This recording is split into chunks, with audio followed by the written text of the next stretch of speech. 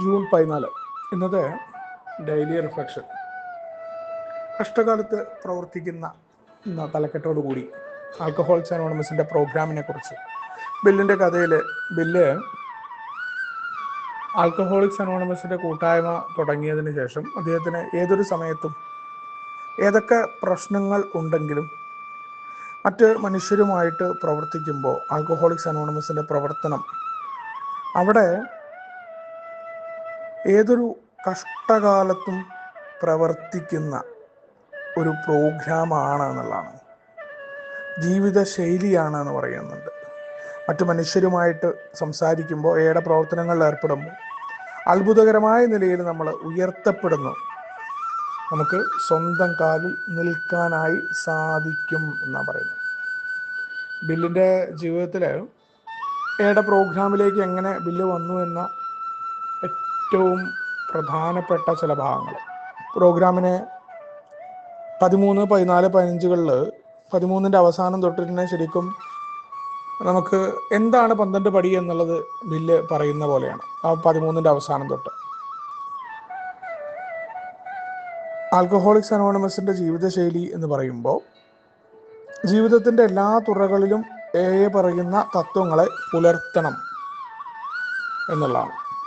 അതല്ലാതെ ഏതാണ്ട് കാര്യങ്ങളൊക്കെ നമുക്ക് പാലിക്കാം, ബാക്കിയൊക്കെ നമ്മുടെ ഇഷ്ടത്തിനാകുമെന്ന് പറയുമ്പോൾ അത് കഷ്ടകാലത്ത് പ്രവർത്തിക്കുന്നതാകുമോ എന്ന് നമ്മൾ ചിന്തിക്കണം.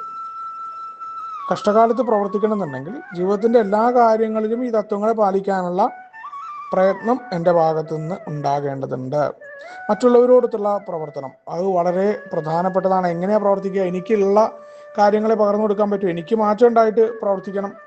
അതല്ലാത്തടത്തും ഞാൻ ഡൊമൈൻ ചെയ്തുകൊണ്ടല്ല, ഉപാധികളില്ലാതെ ഒന്നും പ്രതീക്ഷിക്കാതെയുള്ള പ്രവർത്തനമാണ്. അപ്പോൾ എനിക്ക് കംപ്ലൈൻറ്റ് ഉണ്ടാവില്ല, പരാതികൾ പറയില്ല. അവിടെ പ്രവർത്തനം കൂടാതെയുള്ള വിശ്വാസം മരണതുല്യമാണെന്ന് പറഞ്ഞ പോലെ ഏതൊരു കാര്യവും പ്രവർത്തിക്കണം. എൻ്റെ സ്വഭാവ ദൂഷ്യങ്ങളായിക്കോട്ടെ, മറ്റു കാര്യങ്ങളായിക്കോട്ടെ, അതിലെല്ലാം അതിനെ പ്രവർത്തിപ്പിക്കാൻ അനുവദിച്ച് ഞാനൊരു മദ്യാസക്തനാണെന്ന് പറഞ്ഞിട്ട് എൻ്റെ രോഗത്തിനെ ന്യായമായിട്ട് എടുത്തുകൊണ്ടിരുന്നാൽ പ്രവർത്തിക്കില്ല.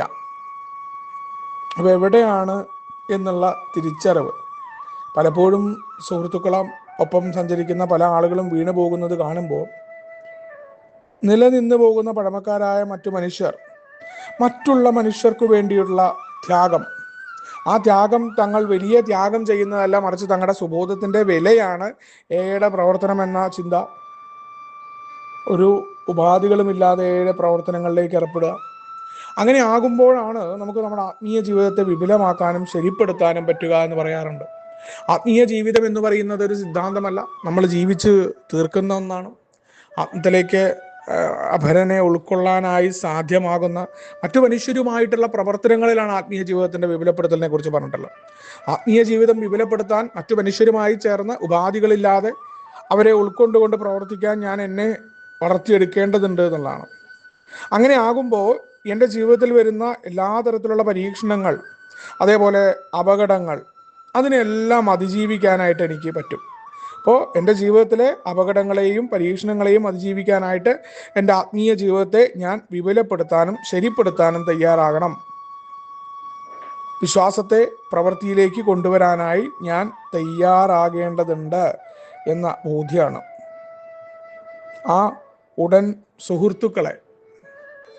സുഹൃത്തുക്കളുമായിട്ട് പ്രവർത്തിക്കുമ്പോൾ അത്യാസക്തി എന്ന് പറയുന്ന ആ പ്രാഥമികമായ ഉദ്ദേശത്തിൽ നിന്ന് പ്രവർത്തിക്കുന്ന ആളുകളാണ്. മറ്റു പരിപാടികളൊന്നുമില്ലാതെ മദ്യവുമായി ബന്ധപ്പെട്ടുകൊണ്ട് എങ്ങനെയാണ് ഈ രോഗം എന്നിൽ പിടിമുറുക്കുന്നത്? പലപ്പോഴും ജീവിതം വളരെ നല്ല നിലയിലായിരിക്കുകയും ഞാൻ വിചാരിച്ച പോലെ കാര്യങ്ങളാവുകയും ചെയ്യുമ്പോൾ എല്ലാം അനുഗ്രഹമാണ് എന്ന് പറഞ്ഞുകൊണ്ട് വലിയ രീതിയിൽ മറ്റുള്ള ആളുകളോടൊക്കെ ഉപദേശം കൊടുക്കുന്ന ഞാൻ നിസ്സാരമായ ചില പ്രശ്നങ്ങളുടെ മേൽ ഒന്നിനും പറ്റാതെ മൂലയിലിരുന്ന് കരയുന്ന ഒരവസ്ഥയിലേക്ക്, അല്ലെങ്കിൽ ഒരു പ്രവർത്തനവും വേണ്ട എന്ന് പറഞ്ഞ് ഒതുങ്ങിക്കൂടാൻ ശ്രമിക്കുന്ന എൻ്റെ ഡിപ്രഷൻ കാലഘട്ടം. അന്ന് എനിക്കൊന്നും ഉൾക്കൊള്ളാൻ പറ്റില്ല, മറ്റുള്ള ആൾക്കാരെ കേൾക്കാൻ പറ്റില്ല. മറ്റുള്ളവർ പറയുമ്പോൾ അവരോട് ദേഷ്യം വരും. യഥാർത്ഥത്തിൽ എന്താണ്, ഞാൻ ഈ പ്രോഗ്രാം ഒന്നും മനസ്സിലാക്കിയിട്ടില്ല എന്നുള്ളതാണ്. കാരണം ഞാൻ ആഗ്രഹിച്ച രീതിയിൽ കാര്യങ്ങളൊക്കെ നടക്കുമ്പോൾ വളരെ സന്തോഷമാണ്. ഏടെ പ്രോഗ്രാം പ്രവർത്തിക്കേണ്ടത് ദൈവഹിതം എന്താണ്? എൻ്റെ ജീവിതത്തിൽ സംഭവിക്കുന്ന കാര്യങ്ങളെ ആസ് ഇറ്റ് ഈസ് ആക്സെപ്റ്റ് ചെയ്യാൻ ഞാൻ തയ്യാറെടുക്കുകയാണ്. ഞാൻ ആഗ്രഹിച്ച രീതിയിൽ വില്ലേജ് ഓഫീസർ എനിക്ക് സർട്ടിഫിക്കറ്റ് തരുമ്പോഴല്ല ദൈവത്തിന്റെ അനുഗ്രഹമാണ് എന്ന് പറയുക. ഞാൻ പുറത്തേക്ക് ഇറങ്ങുമ്പോൾ കോരിച്ചെരിയുന്ന മഴ, ആ മഴ മാറി നിന്നു ദൈവാനുഗ്രഹം എന്ന് പറയുന്നത് പ്രോഗ്രാം അല്ല ഞാൻ നിന്നിരുന്നത്. മറിച്ച് ആ മഴയത്ത് കുടയെടുത്തുകൊണ്ട് ആ മഴയത്തും എനിക്ക് സഞ്ചരിക്കാൻ നീ എന്നെ സാധ്യമാക്കിയല്ലോ ദൈവമേ എന്ന് പറയുന്ന ആ ദൈവഹിതമാണ്.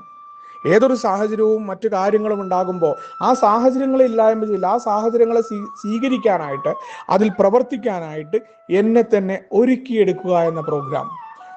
എന്തെങ്കിലും അസുഖങ്ങൾ ഉണ്ടാകുമ്പോൾ ആ അസുഖങ്ങൾക്കെതിരെ മുഖം തിരിഞ്ഞുകൊണ്ട് അത്ഭുതങ്ങൾ പ്രതീക്ഷിച്ചുകൊണ്ട് അസുഖങ്ങൾ മാറ്റിത്തരണമേ എന്നുള്ള പ്രാർത്ഥിച്ചുകൊണ്ടിരിക്കാനല്ല, മറിച്ച് അസുഖങ്ങൾക്ക് വേണ്ട ട്രീറ്റ്മെന്റ് എടുത്തുകൊണ്ട് ഈ അസുഖത്തെയും ഞാൻ അതിജീവിച്ചുകൊണ്ട് ഇന്നത്തെ ഒരു ദിവസം എന്ന് പറഞ്ഞ് ഞാൻ മുന്നോട്ട് പോകും.